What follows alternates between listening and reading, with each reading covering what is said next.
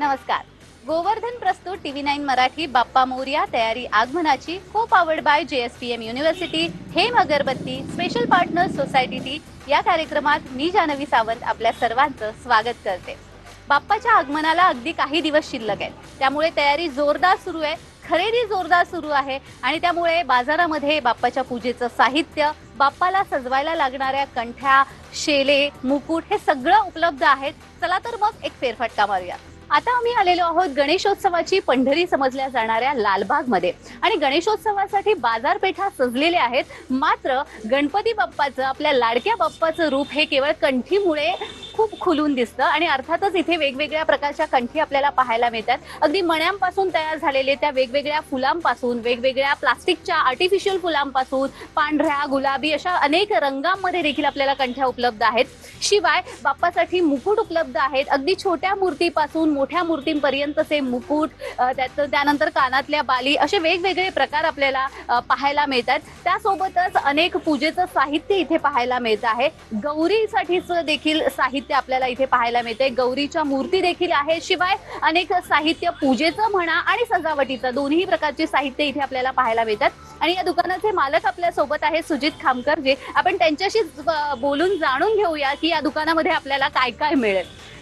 खामकर साहेब, तुमचं खूप खूप स्वागत आहे. आणि आपण पाहतोय वेगवेगळ्या प्रकारचं साहित्य आपल्याला गणेशोत्सवासाठी, सजावटीसाठी म्हणा किंवा गौरीच्या सजावटीसाठी पाहायला मिळतं. तर यावर्षी काय विशेष आहे? विशेष असं काही नाही, पण आपण जे दरवर्षी वापरतो तेच असतात, पण त्याच्यामध्ये पॅटर्न मध्ये वेगळे चेंजेस असतात. गेल्या वर्षीचं पॅटर्न तुम्हाला ह्या वर्षीला मिळताना कठीण असेल. तुम्ही म्हणाल मला तेच पाहिजे तर नाही मिळणार. ते पॅटर्न्स दरवर्षी आम्ही चेंजेस करत असतो. त्यांचे म्हणजे कलर्स म्हणा किंवा काही पॅन्डन्स म्हणा, सगळं वेगवेगळं करत असतो. तुमच्याकडे जे हे सगळे माळा दिसत आहेत किंवा हे जे साहित्य दिसतंय त्याची खासियत काय आहे? हे सगळं तुम्ही आणता कुठून आणि कशा पद्धतीचं? आता माझ्याकडे हे जे दागदागिने किंवा हे हार वगैरे जे बनतात, हे माझ्याकडे पटवा लोक येतात दिल्लीवरून, आग्रावरून वगैरे. एप्रिल मे मध्ये ते मुंबईत येतात.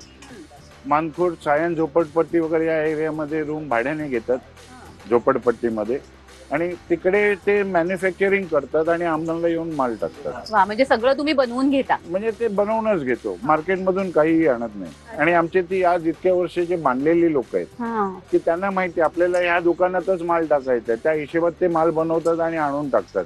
कधी एका पैशाची चौकशी करत नाहीत की काय नाही. गणपती विसर्जन झाल्यावर त्यांना माहिती आहे 4 दिवसांनी आपली पुडी बांधलेली असते. प्रत्येकाचा हिशेब हा माझ्याकडे नीट नेटका परिपूर्ण बांधून ठेवलेला असतो. त्यामुळे त्यांना एवढा कॉन्फिडन्स असतो की कितीही माल टाका इकडे ह्या दुकानात, आपलं काहीही नुकसान होणार नाही. अगदी माझ्याकडे हे गणपतीला लागणारे शाली वगैरे हे सुद्धा माझ्याकडे ही मुलं आहेत तीच बनवतात घरी. त्यांच्या कलाकुसर, त्यांची मुलं, बायको, तो मुलगा, सगळेजण, आणि त्यांच्या मनानुसार ते पॅटर्न्स करतात आणि ते बनवतात. बिग बाळी म्हणा, लटकन म्हणा, सगळे ते त्यांच्या मनानुसार बनवतात. आपल्या गणपतीला चांगलं काय दिसेल हा विचार करून ते बनवतात. आम्ही तेच समजतो की तुम्ही तुमच्या मनाने, तुमच्या कलेने काहीतरी करा की लोकांनाही ते वेगळं वाटलं पाहिजे, अट्रॅक्शन झालं पाहिजे की नाही बाबा खामकरांकडे गेल्यावर आपल्याला वेगवेगळं काहीतरी बघायला मिळतं, खरेदी करायला मिळतं. आम्ही त्या गोष्टीतून त्यांना आम्ही जपतो. काका, यावर्षी ग्राहकांची काय मागणी?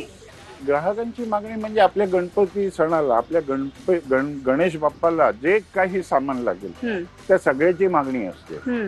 अगदी कंठी, हार म्हणजे जानवे जोड पासून वस्त्र, वाती वस्त्रापासून सगळं ते खरेदी करत असतात.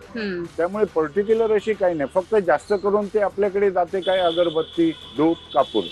जी आपला लहान मुलगा सकाळी उठला तरी ती अगरबत्ती काढणार नाही, बाप्पाला लावणार. त्यामुळे ती खरेदी जास्त असते, धूप, कापूर, अगरबत्तीची. कारण ते घर वातावरण प्रफुल्लित कसं राहील ह्याचा प्रत्येक जण विचार करत असतो. पण काका, आपण बघतोय की महागाई पण बरीच वाढलेली आहे. असं असताना सुद्धा ग्राहकांचा कल कशा पद्धतीने दिसून येतो तुम्हाला? मला वाटत नाही महागाई वाढली आहे. मी तुला माझी 2011-2014 ची बिलं दाखवीन.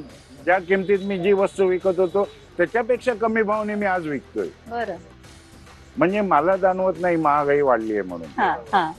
पण अगदी किती फुटाच्या गणपतीच्या मूर्तींपासून तुमच्याकडे या कंठ्या किंवा हे सगळं माझ्याकडे साहित्य उपलब्ध आहे? देवाऱ्यातील आपला गणपती म्हणा, कृष्ण म्हणा, बाळकृष्ण म्हणा, त्यांना लागणाऱ्या कंठी आणि मुकुट सुद्धा आहेत माझ्याकडे. अगदी 30 फुटाच्या गणपतीला लागणारी कंठी सुद्धा आहे, मुकुट आहे, बाजूबंद आहेत. त्या सगळ्या वस्तू माझ्याकडे मिळतात. अगदी 3 इंचाच्या देवापासून 30 फुटाच्या देवापर्यंत जे काही लागेल ते माझ्याकडे मिळतं. वाडवडिलांपासून तुमचा व्यवसाय असं तुम्ही म्हणता, साधारण किती वर्ष झाली तुम्ही या व्यवसायात? मी आता ही 3री पिढी आहे. अच्छा.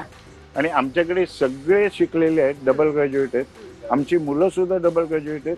आम्हाला विचार पडला तर ह्याच्या पुढची पिढी आमचं काय सांभाळेल की नाही.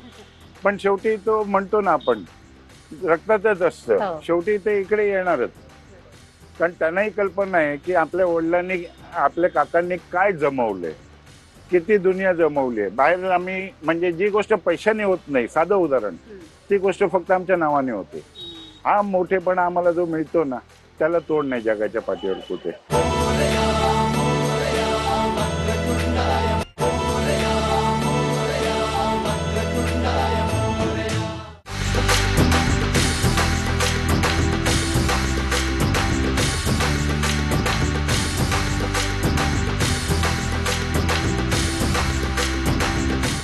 तुम्ही इतकी वर्ष या व्यवसायामध्ये आहात, सुरुवातीला जेव्हा तुम्ही सुरुवात केली होती तेव्हा ग्राहकांचा कल कसा होता किंवा काय मागण्या होत्या आणि आता ते काही बदललंय का?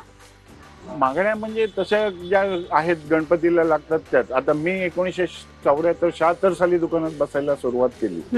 तेव्हापासून त्यावेळेला आम्ही थर्माकोलची फोल्डिंग मखर बनवून आमच्या मित्रमंडळींकडनं घेऊन ते विकत होतो.